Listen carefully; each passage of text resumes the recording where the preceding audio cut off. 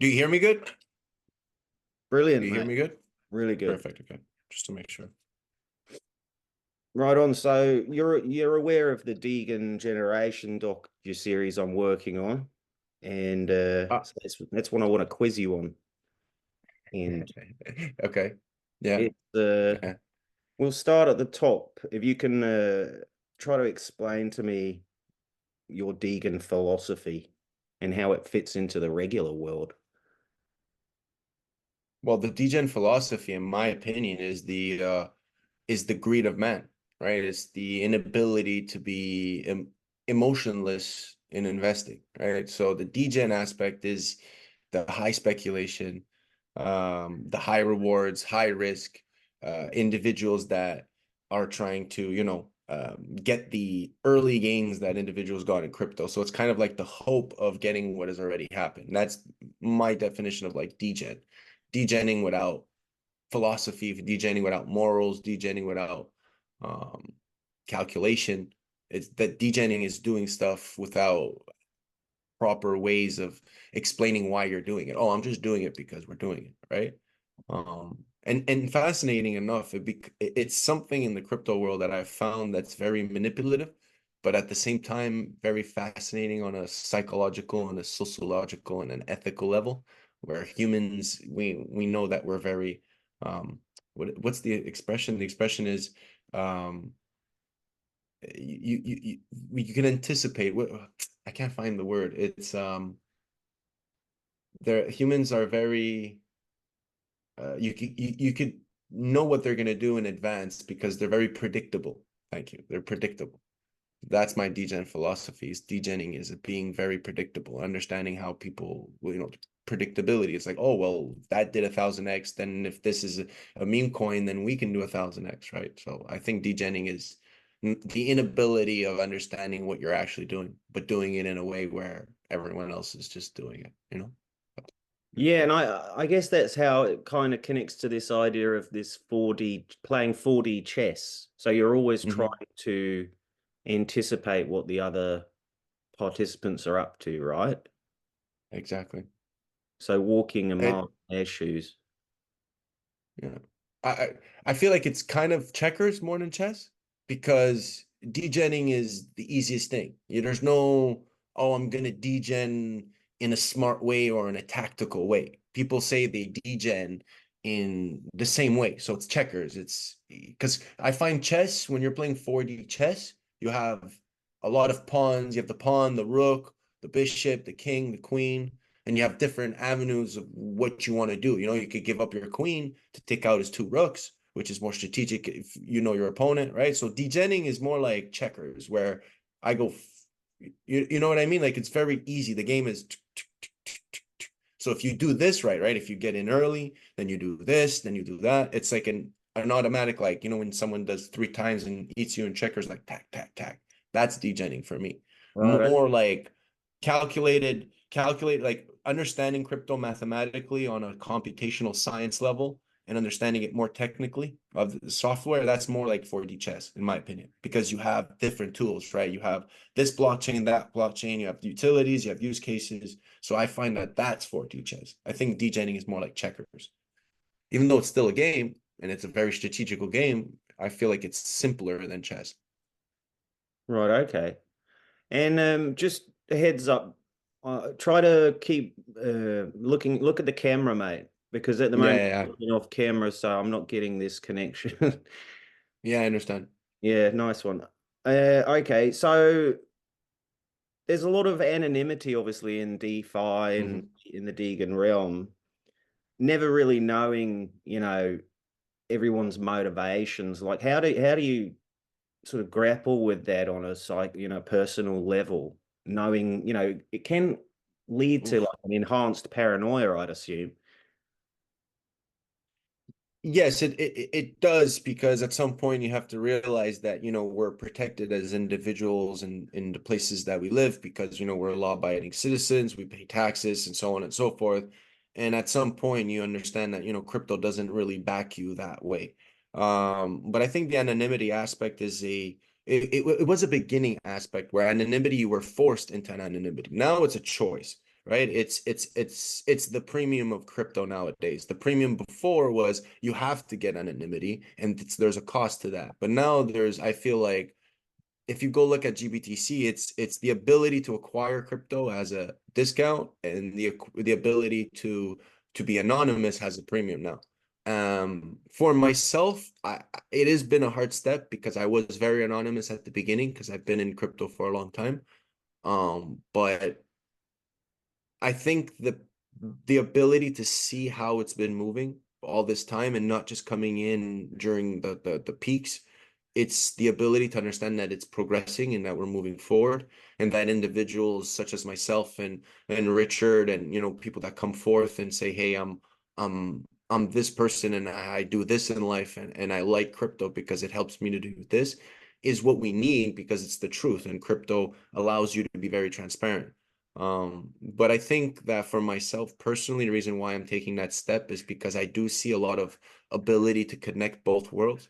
Because I do believe that when you're in crypto and when you're in IRL, it's two different persons, right? You have your tax number, your who you are as an individual, and you have your public key, who you are not as an individual. You are an access. You access the keys, right? Not your keys, not your coins. So being able to bridge both of them is a very, very important use case for me. So that's why I've been more and more in the forefront. Maybe at one point gonna dox myself due to how I would like to improve business. So my goal as I'm doing real estate is to maybe fractionalize and tokenize real estate, which is, in my opinion, going to be done in the next 5 years. So if I want to go in that route, I might have to, tell individuals who I am and my story. So I feel confident doing that.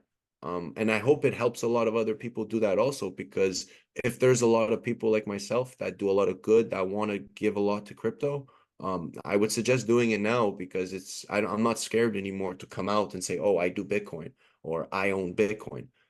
Before we were scared. So now that it's so accessible, um, now that I also took steps to make sure that my crypto experience is the best it could be.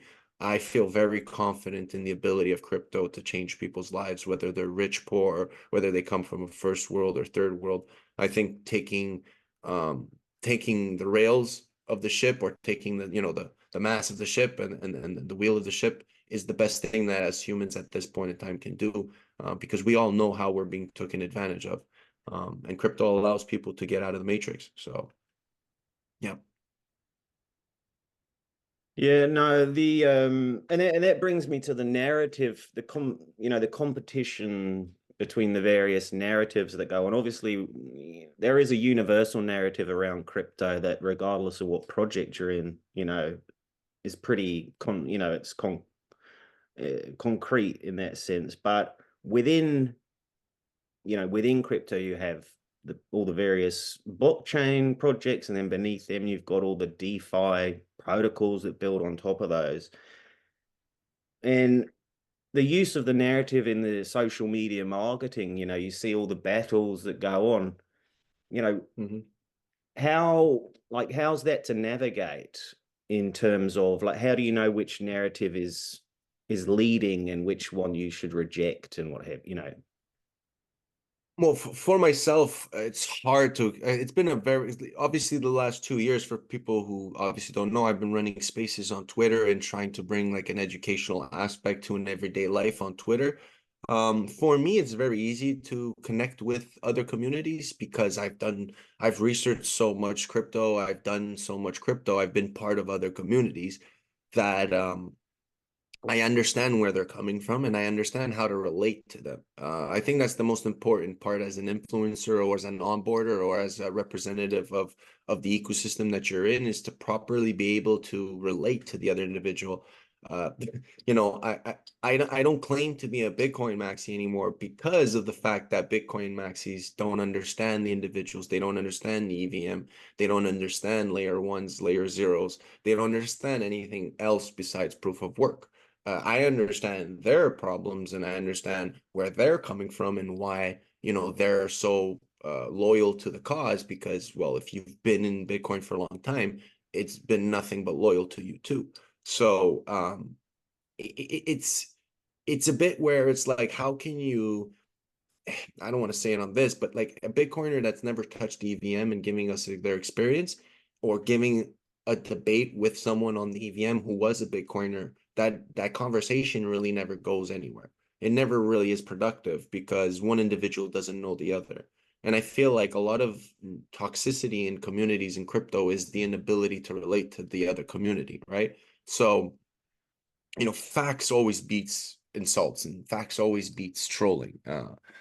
And for me, like I said, I always have a good ability to connect with, especially EVM people, is because I've been in the EVM and I understand, what their DEX is, what their leverage platform is. What was your goal at the beginning? What was the situation of your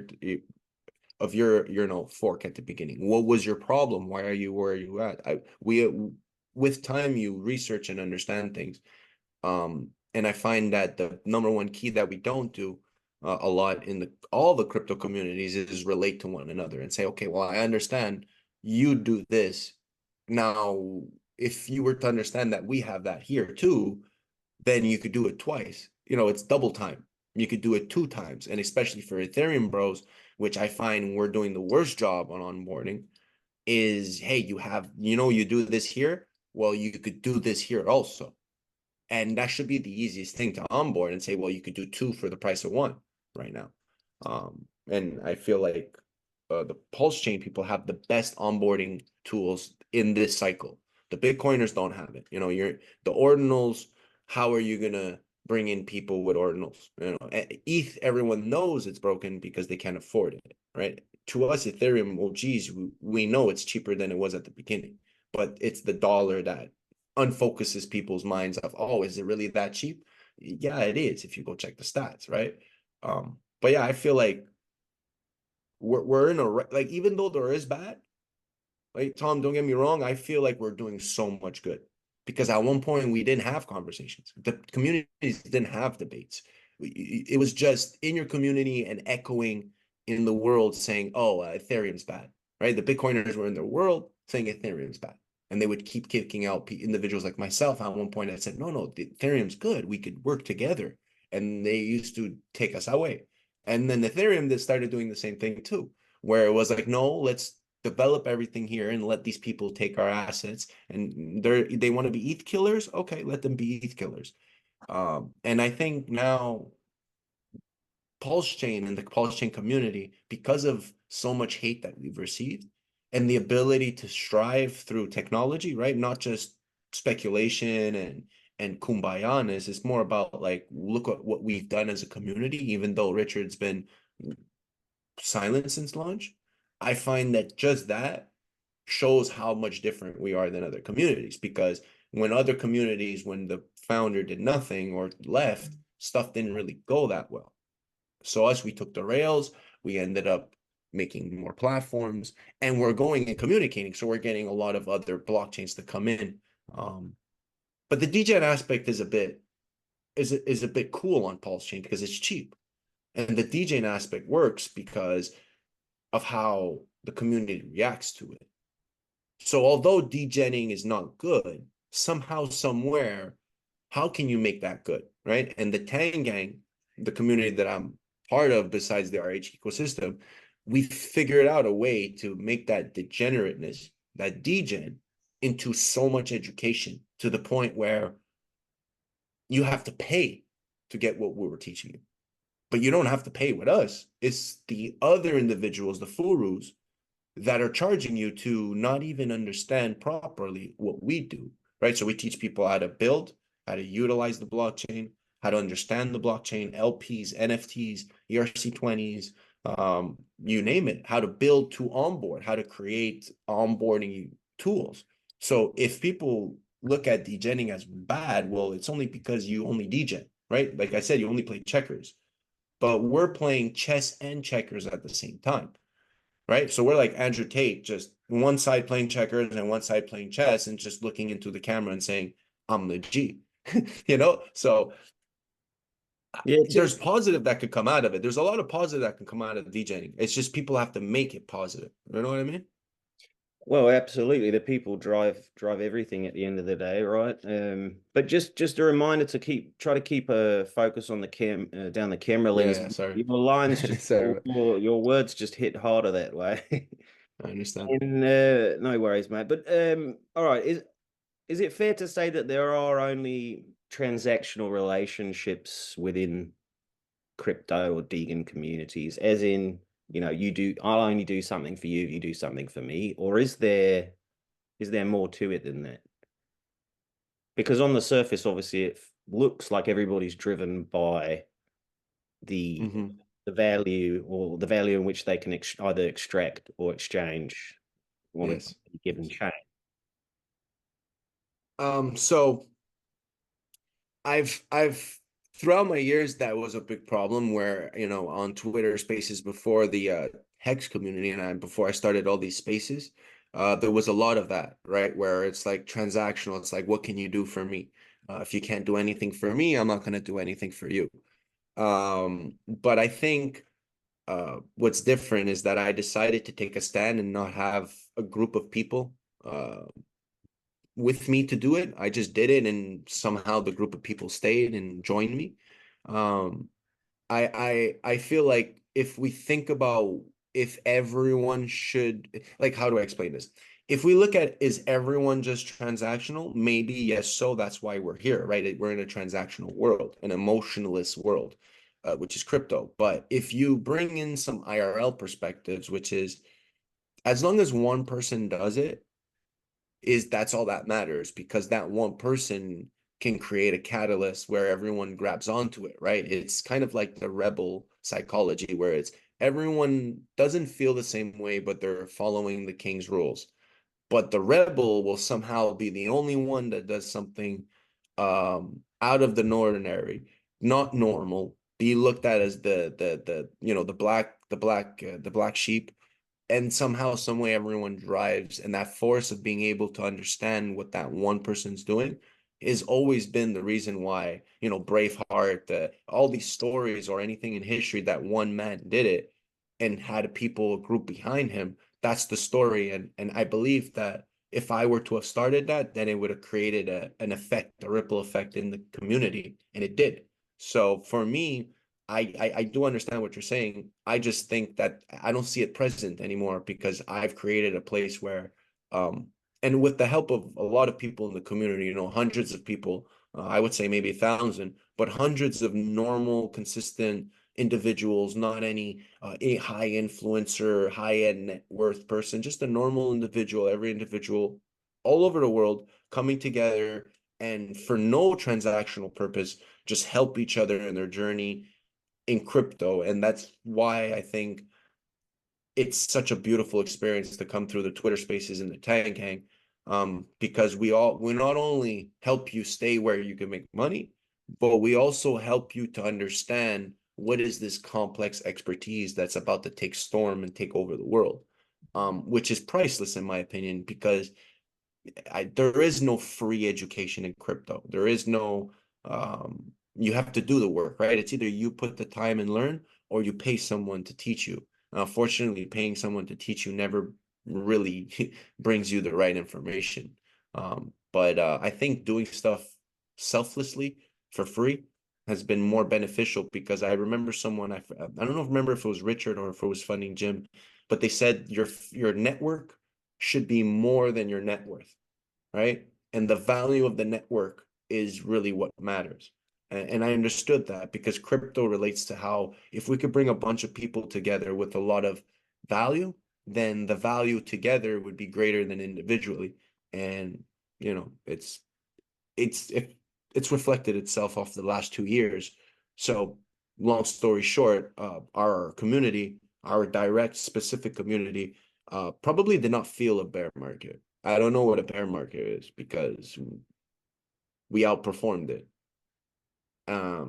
Because Okay. of the steps we took of what we learned, and yeah, so it's weird to say that like we didn't suffer as a community because everyone learned, everyone understood the mistakes, and for 2 years everyone every day was in the spaces helping one another for free, selflessly, no transactions, not like, hey, you do this, I'll help you. No, like I'll just do this and enjoy.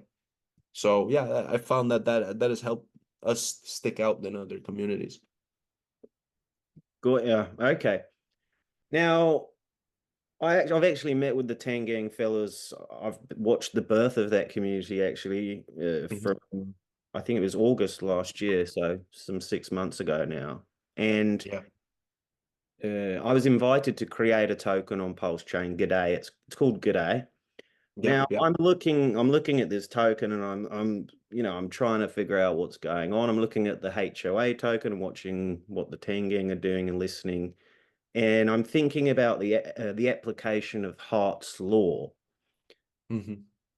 And I wonder if the solution to whatever I'm going to do with G'day in the future or during this documentary series, if the answer somehow lies in Hart's law. And if you could kind of maybe just touch on the application of Hart's law within, any given project, G'day being one of them. Hmm. Okay, so so Hart's law states, from what we've understood, because it's not really a law. um, I think if you go look at the V2 LPs, the calculation, that's Hart's law, which says that if one asset goes up and the ratio between the other assets stays the same, then the other ratio goes up, right? So let's say, as an example, it's a 10-to-1 ratio for with Bitcoin, and Bitcoin is worth, you know, $10,000. Then 10-to-1 means that one ETH is 1,000. But if Bitcoin goes to 40 and it stays 10-to-1, then the ETH is $2,000. Hence, Hart's law. So I think what you're seeing, and I can probably explain it because I look at your coin, and it's funny and I'm glad you're there because you're able to record and see this. And my belief has more to Hart's law, which is triangulation effect, which is none of I call it a frostrum, the frostrum effect, where, as an example, you could see between pulse X, hex, and ink that they all are bonded together, not to the same thing. They're all bonded, meaning that if one changes its ratio between the other, then you get a positive price impact, or basically you're able to just run the coins between each other. That's Hart's law, which is ratios, right? So a lot of people think that a USDC is $1. It's not a dollar. The system doesn't care that it's a dollar. We both care that it's a dollar because we in real life can redeem it for a dollar. The system doesn't know that, right? The system only knows it's whatever price it is because of its ratio with the ether, right? Wrapped the ether. And what you're seeing with your coin is that if you don't do anything to it, and you just leave it at a ratio, and the pulse goes up or the HOA goes up, whatever dominant pair you have, you will follow that pair. So if you look at your coin and my coin, right? The Furu, the one that I launched, which I'm not has nothing to do with it. It's completely renounced. I just put it out as an educational purpose for the HOA community to have the ultimate atomic bomb meme, right? A Furu. And I used my ability to have trust in the community to say, listen, this has been renounced. I did it. So you guys can believe that if anything goes wrong, it's my fault. So everything's been done properly. I took the blame for it. So if anything gets hacked, or the coin actually is not in the burnt address and that I sent myself coins, you'll see it all in the blockchain. So I did that as a community member for the teaching. But if you go look at both our coins, which are paired together, um, you'll see that if both our coins trade amongst each other, we lose value on the pulse side because of this bot. I won't say the project, but there's a bot that arbs the opportunity, which I call it Famous's law, which is if you are paired to the dominant pair, which is wrap pulse, right? So let's call the token value, right? So value paired to token A, then token A is paired to token B, and if token B is paired to the same value, then there are bots that literally once when you trade between token A and B, it literally makes the bot go from one side of the value in between the two coins back out with the value, and it gets more. So it actually extracts from the pools. And there's a couple of bots doing that on the chain. So what I've realized is if you remove one of the pairs pulse to pulse, then you literally get this ratio of dominance. Who has dominance and what are you dominated to? So if you look at both our coins have been going up just because pulse is going up, not because people have been buying it. And you look at how they're paired to the wrap pulse ratio, that'll give you another indication if people are buying it or not, right? So the price goes up, that means we're with pulse. But if the pulse ratio goes up, that means that people are buying. The pulse ratio goes straight, that means that we're just getting the value of pulse and we're going up. So it's pretty cool to see that these Degen communities like Tangang, I wouldn't even say Degen community. I hate calling ourselves Degen because we do more than that. We meme, right? It's not a shitcoin. We meme. We're the biggest memers, and we do memes for all the communities, right? So we have a purpose. It's more than just a shitcoin that does nothing, right? Like certain individual coins. Like I would say my coin is a shitcoin. Furu is a shitcoin because no memes. People try to meme it, but we don't do anything with it, right? No one does anything with it. No one buys it. No one sells it. It just goes up, right? So it's basically mathematics. Um, and it's cool to see because how is that going to affect all of crypto? So maybe this is what happened with all these chains, the altcoin season going up, meaning that people kept buying in to their coin with the coin that they're paired to, right? So let's say BNB, Ethereum, AVAX, Polygon, they go up. If the coins in their system have a ratio to them and they buy into it with them, meaning like as an example, if you go see right now, today we're the 20th of January. If you go look at the last 4 or 5 days of Teddy, you see that maybe the price of Teddy has gone up, but they've been going down because they're selling into Pulse. Because they're saying, I'm going to take my profits and go into something that's more profitable. So they're taking away, they're reducing their ratio and going into a valuable asset, which is actually dropping their ratio against Pulse and not their value. Same thing for HOA. That's what happened with us. If you go look at it on the way up, Pulse went up, I would say, what did it do? It did 150%. No, I think, no, right now it's about, let's say 150%. I want to do the calculation. It went up that, but Tangang also went up 2x from what the ratio pulse went. So if you look at how much we went up, it's multiplied. So as an example, let's say Pulse does 100x and your coin does a 10x from that ratio against Pulse, there's your 1000x because it's 10x on every x. So that's 100 times 10. That's how you get your 1000x. Right, okay. And that's how Phantom gets its 2000x. That's how Binance got its 600x, because the ratio that it had between them and the Ether went up, whatever it went up, plus ETH went up. So you multiply that, and that gives you how much your return is. So that's why these Degen coins get all these X's. You know what I This mean? reminds me of something I came across a while back called a vampire attack. Is this related?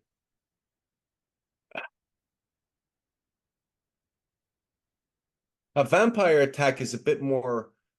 I will give you an example. A vampire attack was with the sushi swap. So what sushi swap did at one point was they said, you have your LP pool from Uniswap. Bring your LP from Uniswap to our platform and you'll receive this type of APR. That's a vampire attack, meaning that they went and took something from someone else and brought it to their place and made people profit while they were profiting off of that. I don't Right. know if you understand my because now we look at all these dexes, right? So when you look at, let's say, 9-inch or Pulse X, their contracts are different. There's a Pulse contract, right, on the V2, and then there's a 9-inch contract. There's a 9mm contract. There's a Fux contract. But what Sushi Swap did at the beginning was their contracts were the Uniswap contract. So Right. they said, give me your Uniswap PLP and I'll give you something. And that's how they ended up vampiring all that liquidity from Uniswap, because they ended up unbonding the things and make their own. and say, oh, here's now you're getting this. Got ya. And Right. that was a vampire attack. The vampire attack with Zen, but what Zen did was not really a vampire attack. I would say what Titan X did is a vampire attack, right? Now, it got anti-vampire because the individuals that got vampire ended up vampiring them, saying, I'll take your profits to then boost my system, right? So people took their profits from Pulse, went to Titan X, did Titan X, took their profits, and came back to Pulse. So you could say at the beginning, well, we got vampire attacked by Titan X. And then you can say, well, we vampired Titan X because that's the extraction, right? This is my theory of what we need to do to ETH to become the most dominant chain. And this is what we're seeing ETH do to Bitcoin. And you can see that in the last two halvings. So you can see a lot of extracting and vampiring, but I think it's a very loosely used word now since how the systems work and how we're going multi-chain. I think vampiring it's a bit redundant because it's like you could just say that bridging over value is vampire, right? It's to an extent. Like I feel like vampiring is an overterm used, like hodl, like hold on for dear life. It's like, are you really hodling if you're staking? Like, you know how we say hodl, but we don't have any hex in our wallets. It's like, what are you hodling? You know, when you're validating, when you're providing LP, you're not hodling anything. Yeah, You don't right. even have the coin. You know what I mean? Like you think you have because you have the access to go and click a button and get it back. But there's a lot of times, and this is a lot of problems of why a lot of things become securities, is you don't actually do anything. You're giving the opportunity to do something. And in Hex, what's different is that you did it, but you give it to the contract. So you're not actually giving it to anyone. And it could be debatable with Uniswap and PulseX and all these dexes that you say, well, yeah, I'm giving it to a contract. Yeah, but does the contract have an admin key? Because the contract has an admin key like Uniswap, where you're not really giving it to a contract, you're giving it to an entity that Right. controls the pools. Yeah. PulseX doesn't have that. You know, a lot of our dexes don't have that, so it's different. Yeah, no, exactly. And that's a large part of the, when you talk about true DeFi, often it's hard to find in crypto. It seems like the majority are not genuinely decentralized projects because of various regulatory, frameworks in their jurisdictions or what have you. But I think we use that term very loosely because we're ready to say, well, the blockchain is decentralized, or the protocol is decentralized, or the pools are decentralized. Like, but what is really decentralized? Because decentralization means that there's no authority that controls whatever it is, right? So when you look at, let's say as an example, Bitcoin, is Bitcoin decentralized? Well, the network technically is, but you could say that there's a centralization of hardware. So what is centralized and what's decentralized? Well, the network is decentralized, right? Because who makes money off the Bitcoin network? The participants, right? So that's decentralized. But then you got to say, well, is the hardware of mining decentralized? No, because you have to get it from centralized entities. Then you got to look at us too, right? So I'm going to bring it on Pulse. It says, okay, well, you're giving your funds to a DEX. Well, the DEX has no admin keys. Okay, it's decentralized. There's no entity that runs it. But then you say, well, what's the percentage of tokens? There's 90% of the tokens that's held by I'm not going to say who, but we understand that a lot of people hold tokens, right? A lot of minimum percentage. The Nakamoto coefficient is very low. So you can argue and say, but that's centralized. But so what is the true meaning of decentralization, right? And I find it's legally authoritative people. So an exchange is not decentralized. PulseX is decentralized. Uniswap is not decentralized. Why? Because they have an admin key to a business. If Uniswap wasn't a business, right? If Uniswap was like, I would say like the way Pulse Chain is. There are admin keys in Pulse Chain to an extent, but what's the end? Who owns it? Who profits off of it? I don't think there's an entity that profits from it. Uh, there we don't know. I don't know, but I don't see any. When I'm building my stuff, like let's say you look at your token or my token, if it's renounced, well, who's the entity? Oh, the entity is the burn address. Well, then can we say that it's centralized because the burn address holds it? It's funny how we use the terms, but it's like, well, what does decentralized truly mean? Well, it means that a legal entity doesn't hold it, an authoritative doesn't is not there. So that's why I look at the hex like it's amazing because the contract is staying the same. Okay, there's an OA. Okay, there's someone that gets our 50% rewards. Okay, they can do something to be controlling, but can they really control? Not the contract, not the software.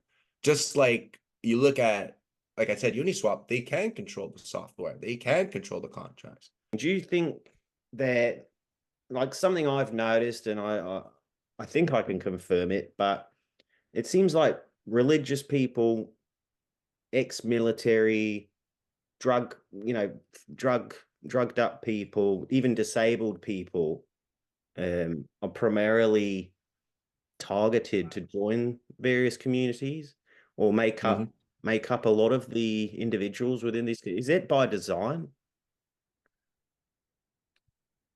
Um, I don't think it's by design. I don't think it's by design. I actually think that it's an effect of how uh the community onboarded itself, right? So you could psychologically and socially understand that psychologically a lot of people didn't like X since the beginning and they still don't like X, right? So they can't the first per people won't be a random person you could convince. Then you got to understand the sociological aspect where I see that there's a lot of family. A lot of people have become family. So if you think about what they've done over the years, then I assume that it's a very familiar way that they've been on board, right? They say, "Oh, do this. We're gonna help you. We love. We care for you. You're part of our community now. You're a Hexican or."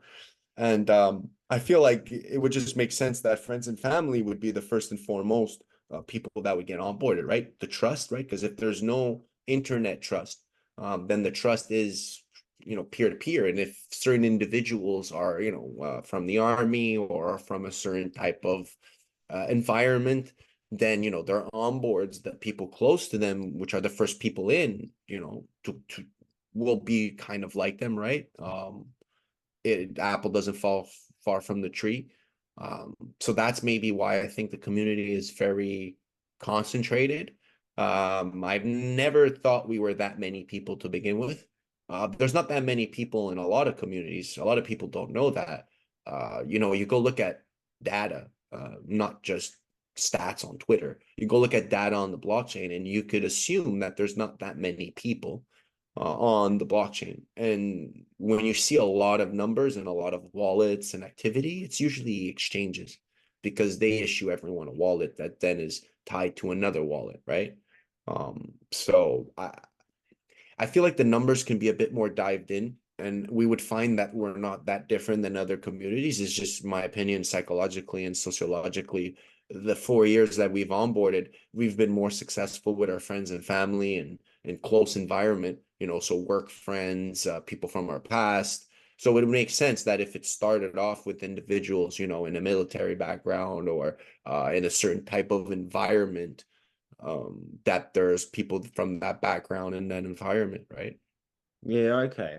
Because I was just working off a theory that I was developing that, in within these communities, people, Hmm. I think, need to understand what level or um where in the chain of command they sit to a certain extent. Now, often, because of decentralization, you have this illusion of there being no authoritative or, you know, command structure.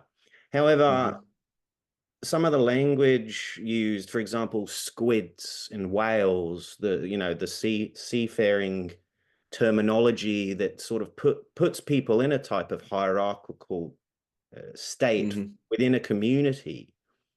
And I was thinking, is it because religious people are more, or military people are more sort of organized around that way of thinking already, so they're quicker to pick up where they sit in the community.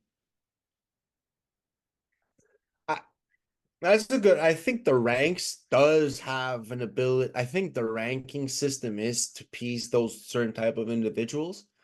But I think the theme of the sea is definitely because of the Yeah. whale status. The whale status has been in crypto for I can't even remember when. Uh, for to explain someone who's the gigantic bag holder has always been a whale. It's always been that whale, the Bitcoin whale, Ethereum whale. It's always been a whale. So the ranking system is fascinating. I never actually thought of that. You might have. It might be because of the certain military people's past. It could be, but at the same time too, it would make sense that if you're making like a chain or like a hereditary, like, oh, there's the king, the this, the knights. It's kind of a structural social pyramid in a way. So But I it's would say there's open. a lot of coincidences. But it could be. I know that the whale has 100% because I know they were trying to do like dragons and stuff like that for like different type of coins, and it doesn't sit. It doesn't sit with you, you know. I think the whale is the number one reason, but maybe the ranking system. Well, it also kind of overlaps with the natural world in terms of how ecosystems operate in the Mm, natural yeah, world, right?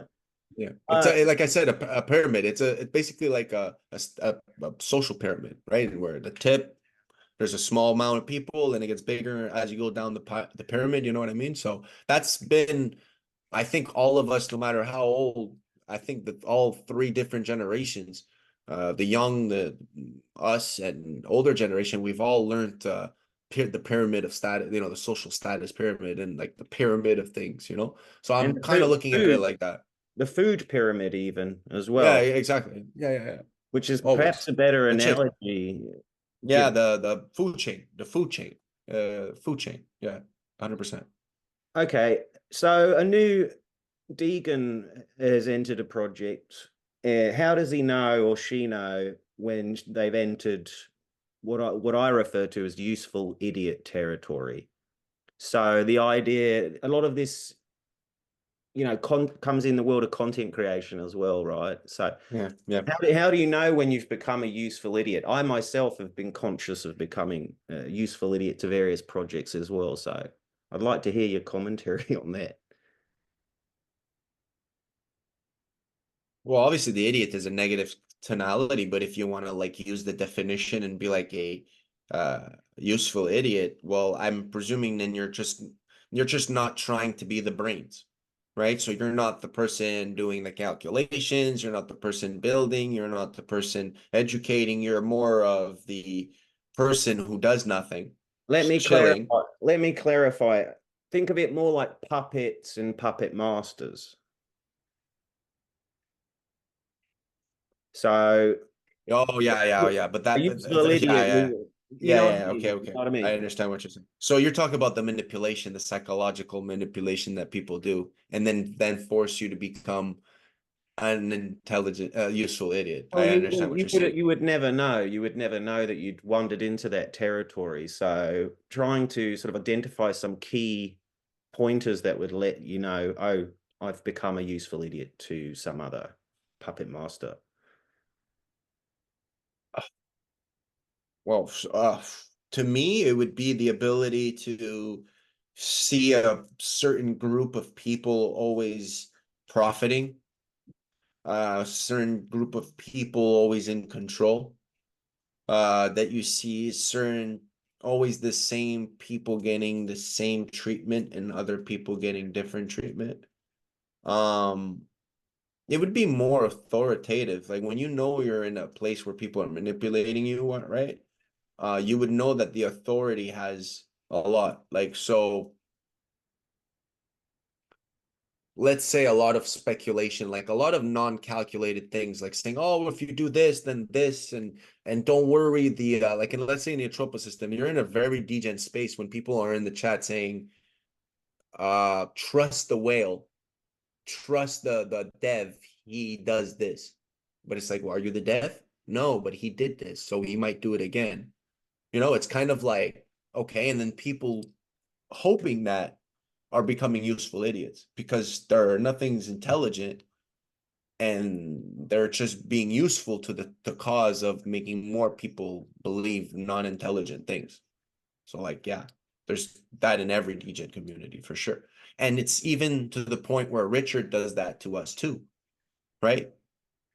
He did that to us too, which was like, you don't have to know why the motor or how the motor runs. Just know that the car is going to go straight, you know? And it's kind of like he made it a scam to make it look like a scam. So like that, most people get scammed. Well, they wouldn't get scammed. It's kind of like a ironic where it's like, yeah, I'll scam you, but you won't get scammed. Yeah, You know what no, I mean? I picked up on that with Richard in my previous Yeah. production.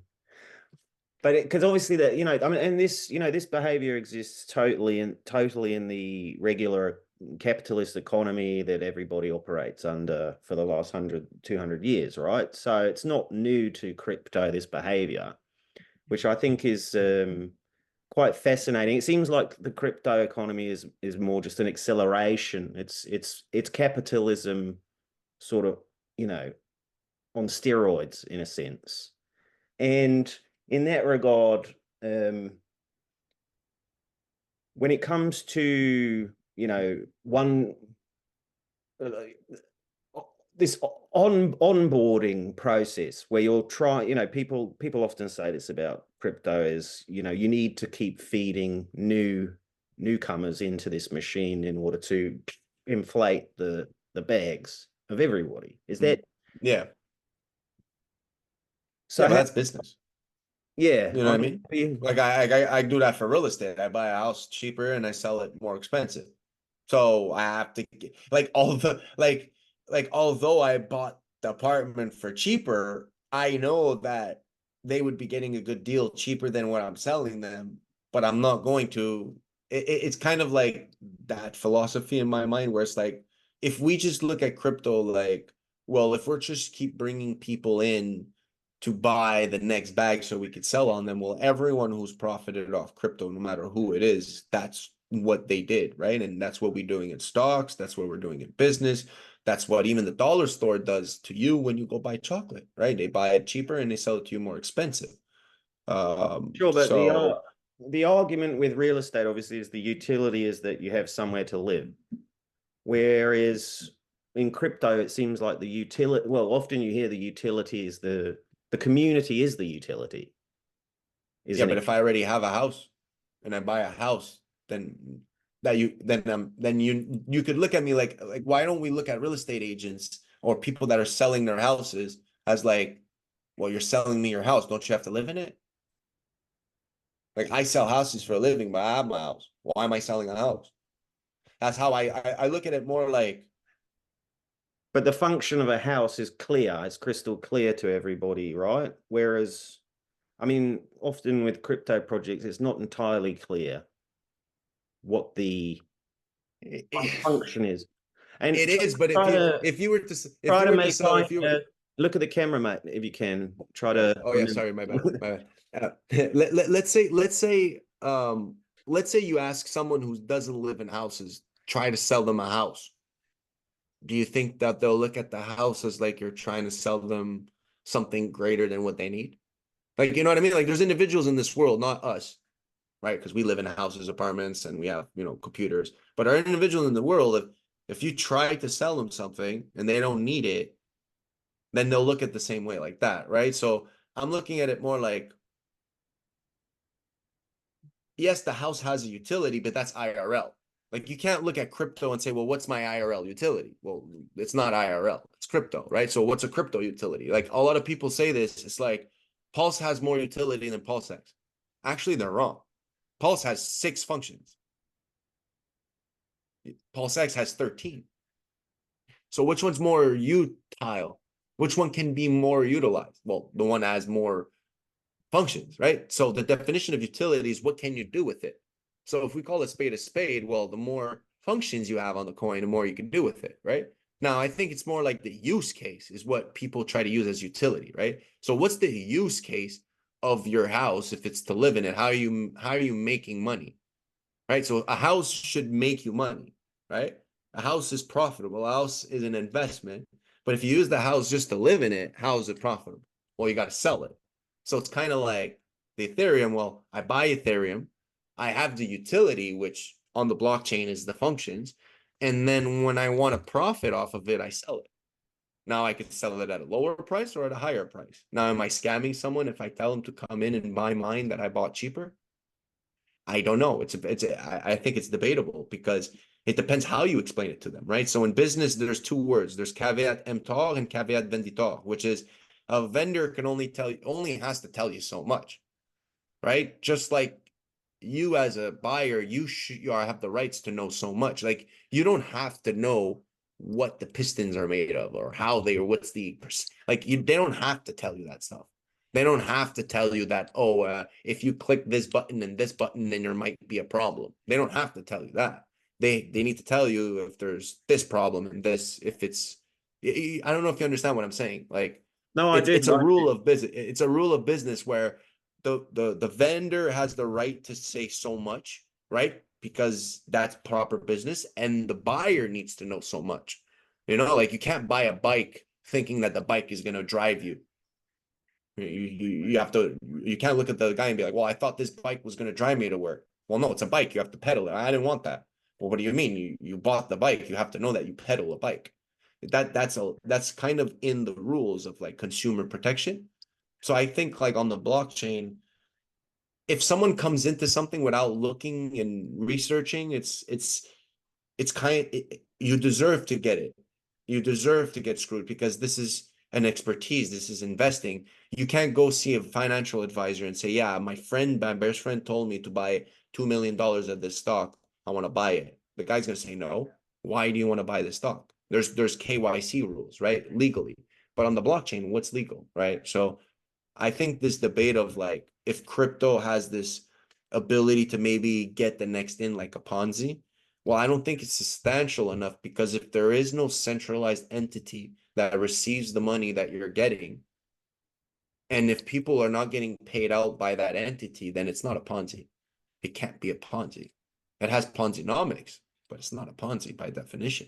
Just like I look at like, well, if crypto's a scam, then stocks are even more of a scam because you don't even have the stocks don't exist. Like they're not physical. I don't even touch them. I never possess them. It's a broker, it's my institution, it's individuals with licenses. But when crypto, I actually have the opportunity to have it. I could actually tell the government I own that. So for me, it's stocks are even worse. So if ever crypto becomes a Ponzi, well, it's like, well, stocks are the Ponzi of the century. You know what I mean? Bonds, all that stuff is paper gold is the biggest Ponzi too. It's like, what do you mean? It's not gold, it's paper. It comes from a tree. How is that gold? You get what I mean? Like, I feel like if we're gonna look at crypto like a Ponzi, then I've been a scammer by selling real estate because I've Ponzi'd people to get into real estate. So it's I think it's very debatable, especially in court, if people properly understand what they're doing. But then to your point, there are individuals that say, oh, you're gonna make this if you give me this. Then that's bad because the individual who's selling is not doing his due diligence to explain to the seller what it is. And the seller is not doing the due diligence to buy to the vendor. Then if that doesn't work, then yeah, it's a scam. Right on. Okay, and just on final question, really, and then we'll have a wrap. But what on the importance of the content creator's role within a community, and touch on how you see that role evolving. Wow, evolving. Oh, wow. I see it evolving very positively. I see it evolving very intelligently. I feel like individuals such as myself are setting a bar. I feel like individuals like yourself that are being more transparent, that's trying to bring these transparent issues um to the forefront is going to allow us to do better, be better. So I think influencers or individuals that have leadership in the next years of crypto are going to end up getting more responsibility, therefore getting much, much more backlash um, as it goes on and as they do a bad job doing it, right? But I feel like I don't know how it's going to evolve. I just hope that we're going to evolve in a way where people take this seriously because I truly believe that I'm doing a very good service to mankind by treating every individual like you deserve to know this, and this is what's going to set you free. I'm not telling anyone or making anyone do anything. I'm just explaining to them the proper truth. And I think it's going to be our job to properly convey the intelligence, convey the information, and properly, truthfully be a voice to this technology because it's more than just humans. It's technology and it's a distinct separation from real life and technology. So we need to understand that it's an expertise, just like you wouldn't give the plumber a scalpel to go do open heart surgery. Well, you shouldn't just give someone a seed phrase and go take all their money and invest into crypto because this is an expertise, I believe. I truly believe that. I think there's going to be education surrounding this. I believe people are going to have degrees to speak about it. I believe it's going to implement itself into the system where if IRL you choose to take that responsibility, you're going to need to be accounted for because you can't just be Joe Blow and just be like, yeah, Bob, this is how this works. No, no, no. You're scamming people by saying that. You know what I mean? I believe we'll get to that point of credit of people will take that as a face value and be like, well, no, you just lied on a social thing. You could get sued personally. You know what I mean? So yeah. It certainly feels like the space is sort of maturing a bit now as we approach is it the fourth halvening event on Bitcoin? I think it's the fourth. Yeah, I And think so too. and so it does seem like a lot of these people, these OGs that have been around for 10 plus years, are going, many of them are going to have to step up and take a bit of responsibility because there's a lot of people will be looking to those individuals that have spent the time, comes back to this idea of time in the market versus timing the market is an expression. And I think that's why my productions often unfold over many years because I have to spend time with the communities and the people and Yeah, honestly the charts as well, just to see you can't really hop into something like this for 2 weeks, grab a bunch of content and make a documentary and walk out the door. You've got to be in the room for an extended period. yeah. It just gives you a lot greater insight, and so I think it helps tell a deeper story. Um, but okay, so any anything you want to sort of wrap on in terms of a message to your both your community and any newcomers that are coming into this space in general? Um, I would have a long message. This just would take an hour, but the first message, the first and foremost is my message would be that to be careful, to know what you're doing, to not just do crypto or believe that crypto is simple, easy. Um, you need to understand that it's an expertise. You need to understand that this is a way for individuals to be part of a new industry, a new wave, and to repeat the same thing as the dot-com boom. So I would first and foremost ask people to learn about it, to before investing. I know it sounds weird, but I've just seen that bringing people in fast just ruins our bags. And bringing in intelligent people slowly is beneficial for the system in more terms. Um, but I'm so proud of crypto, and I'm proud of being part of crypto because we've come this far, and the numbers speak for themselves. And I feel like every individual, like myself and Richard, we do believe that our time, our efforts is worth it. So for anyone else who wants to make a difference, go do it because it's the only way we're gonna do it is if you just stand up and decide to do it. Um, that's it. It's just that's my message to anyone coming into crypto is as much as being not afraid to take the leap, be afraid to take the leap because this is once in a lifetime opportunity as much as it's the opportunity. So yeah, that's my message.